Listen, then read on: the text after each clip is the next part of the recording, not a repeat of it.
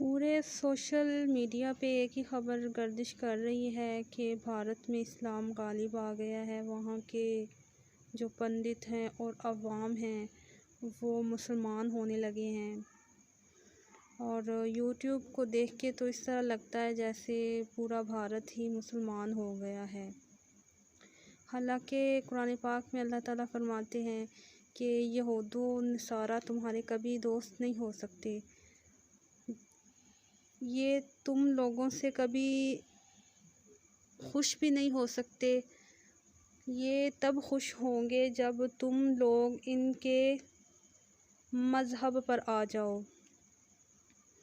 اب میرے کہنے کا مطلب یہ بھی نہیں کہ یہ صرف منافقت کر رہے ہیں، تو اگر یہ واقعی ہی مسلمان ہونا چاہتے ہیں تو جس طرح مسلمان ہوا جاتا ہے پھر اس طرح مسلمان ہونا۔ اب یوٹیوب کو دیکھ کر تو ایسے لگتا ہے جیسے سارا بھارت ہی مسلمان ہو گیا ہے۔ اگر وہ مسلمان ہونا چاہتے ہیں تو پھر وہ جس طرح مسلمان ہوا جاتا ہے ویسے ہونا۔ اصل میں یہ ابھی کرونا سے گھبرا گئے ہیں، ان کو سمجھ نہیں آ رہی کہ کریں تو کرے کیا، تو اس لیے وہ کبھی کیا کرتے ہیں کبھی کیا کرتے ہیں۔ حالانکہ اگر دیکھا جائے تو وہ کلمہ بھی صحیح طرح سے نہیں پڑھ رہے، اور ان کا حلیہ تو بالکل بھی مسلمانوں والا نہیں ہے۔